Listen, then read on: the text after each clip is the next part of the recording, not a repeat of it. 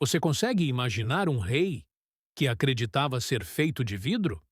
Um monarca que esquecia o próprio nome, atacava os amigos como se fossem inimigos e terminou de uma forma tão horrenda que até hoje muitos historiadores evitam escrever sobre isso?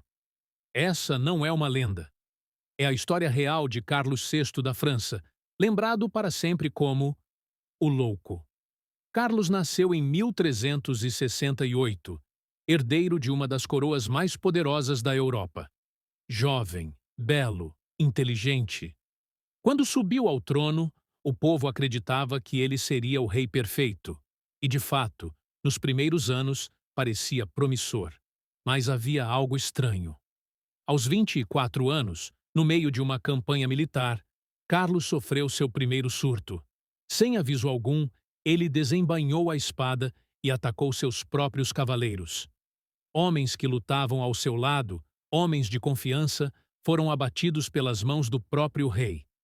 Quando finalmente o contiveram, seus olhos estavam vidrados, a respiração ofegante, como se tivesse lutado contra fantasmas invisíveis. Esse foi apenas o começo. Pouco a pouco, Carlos começou a perder o contato com a realidade. Ele dizia ouvir vozes. Vozes que o acusavam. Vozes que riam dele. Havia dias em que ele esquecia quem era. Se perguntavam: Majestade, quem é o senhor? E Carlos respondia: Eu não sei. O rei da França, sem saber que era rei. E havia algo ainda mais bizarro. Carlos começou a acreditar que era feito de vidro. Mandava costurar roupas reforçadas com ferro e madeira para evitar quebrar. Proibia que alguém o tocasse. Passava horas imóveis, com medo de se despedaçar ao menor movimento. Imagine os corredores do palácio. Nobres tentando disfarçar o pavor, criados andando em silêncio absoluto. Todos convivendo com um rei que se achava de vidro. Mas o episódio que marcaria para sempre seu reinado aconteceu em 1393. A corte organizou uma festa luxuosa, o famoso Baile dos Ardentes. O rei e 5 cavaleiros decidiram se fantasiar de homens selvagens.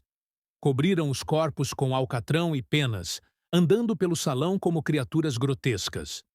No meio da dança, um convidado levantou uma tocha. E bastou uma faísca. O fogo se espalhou como pólvora. As penas e o alcatrão viraram labaredas instantâneas. Homens correndo em chamas, gritos ecoando pelo palácio, o cheiro de carne queimada invadindo cada canto. Dos 6, 4 morreram queimados diante da corte. Carlos só sobreviveu porque uma dama desesperada jogou seu vestido sobre ele, abafando as chamas. Mas aquele espetáculo de horror, que o povo chamou de o baile maldito, destruiu o que restava da mente do rei. Depois disso, Carlos mergulhou de vez na loucura. Se isolava em aposentos escuros, cercado de poucos criados. Andava pelos corredores sem reconhecer esposa ou filhos.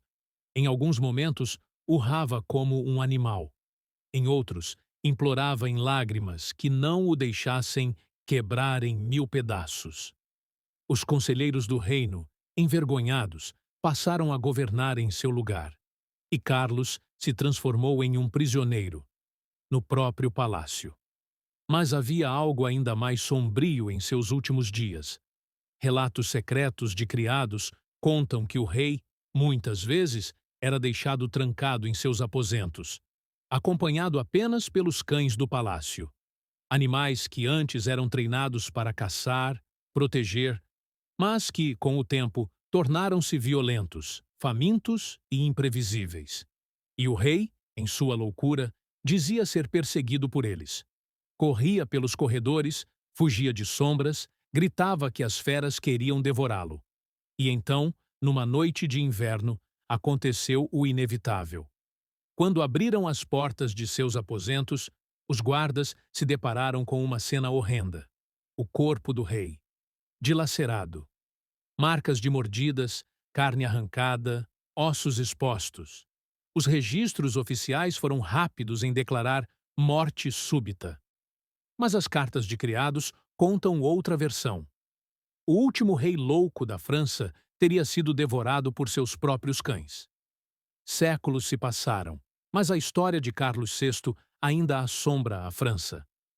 Nos corredores do Louvre, alguns juram ouvir passos arrastados à noite, e outros dizem que, às vezes, veem o reflexo de um homem, pálido, trêmulo, com olhos perdidos, um rei de vidro, que caminha sozinho, procurando os pedaços de si mesmo.